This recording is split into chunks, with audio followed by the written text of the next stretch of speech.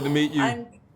I'm good. I'm good. Well, thank you so much for answering a few questions. We're super excited for this show to premiere. I've seen a couple episodes, and so far it's great. What has it been like for you guys to be a part of it on set? What was the most challenging thing? I know, like we talked with the producers a little bit about the whole zero gravity thing and creating that. With this taking place in space.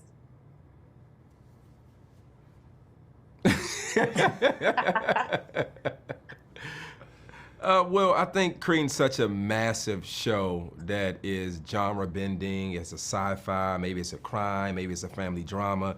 You have so many different elements going on, but I think the core of it is dealing with the human condition and trying to understand yourself. And Paul Lancaster goes on that. He's in space and then now he's on Earth and he's trying to make sense of it all. He's trying to figure out, how do I balance with my family? How do I live with this regret that I'm living with? And how do I make sense of it? And the viewer will go on that journey with us and they will ask themselves that question. And I think that's what makes great art.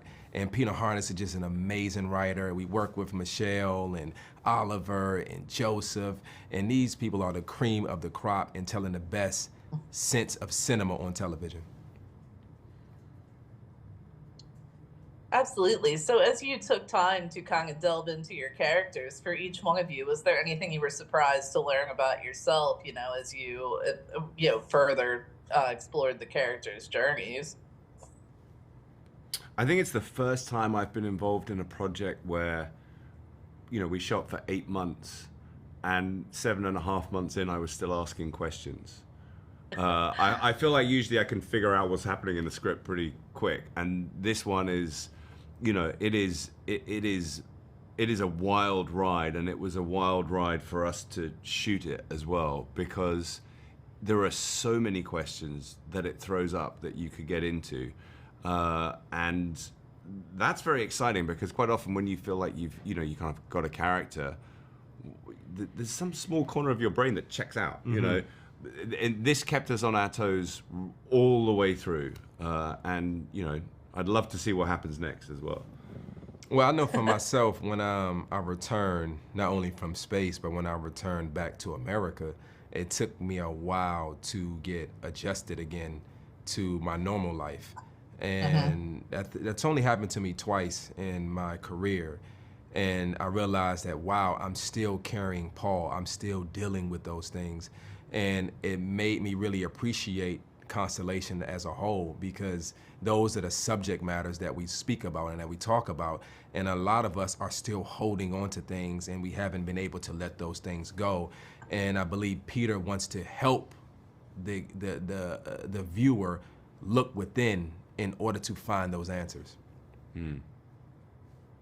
That definitely makes a lot of sense. I was mentioning earlier to someone that I feel like this is going to be one of those water cooler series where people are discussing it and they have their own theories about it. And how much did they reveal to you? Because I know you just mentioned, not knowing what was coming next and being surprised, and probably watching right along with the rest of us.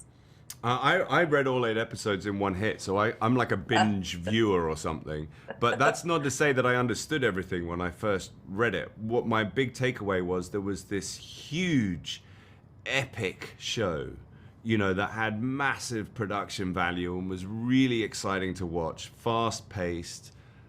It looked like a sci-fi, but then it seemed to be a thriller or a family drama or a conspiracy theory kind of show.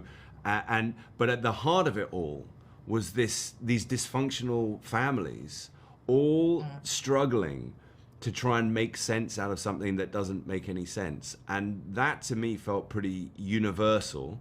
I certainly identified with it. You only have to take a step back to 2020 and what happened to the world then. And, suddenly the shifting sands of what we think is real is not real. And, that's... all of these characters are kind of being gaslit to some extent. Everybody thinks they've got an answer, but then maybe they don't. And I felt like that was, I agree with you. I feel like that is maybe going to generate some kind of water cooler moment. And I also think the hope is, because Peter does a great job of giving voice to our young characters, and Alice and my daughter as well, is to not dismiss them because they're also going through their own journeys and trying to figure things out. So hopefully in those water cooler moments, you will ask, are you okay? What are you dealing with? And can I be a sounding board for you? I saw that, you know, with watching you, meaning James and as Magnus, and Alice, you know, trying to come to a common ground on what's going on and giving a voice for the youth. Absolutely. I think, you know, it's great because a lot of the, you know, sci-fi series we see is a lot of action based and battles and things like that. But, you know, I feel like with this show, you've got that strong backbone of like a character driven series as well. So we do become very invested in what's going to happen to these individuals. Well, that's great. That's testament to Peter Harness's absolute genius, is that he has been able to create a show that's got this huge scope, but actually it's very intimate at its core, and hopefully deals with themes that most of us are wrestling with on a day-to-day basis anyway, but in a very entertaining way. Absolutely. Well, thank you guys so much for taking a few minutes with me. I appreciate it. Mm, Thank you.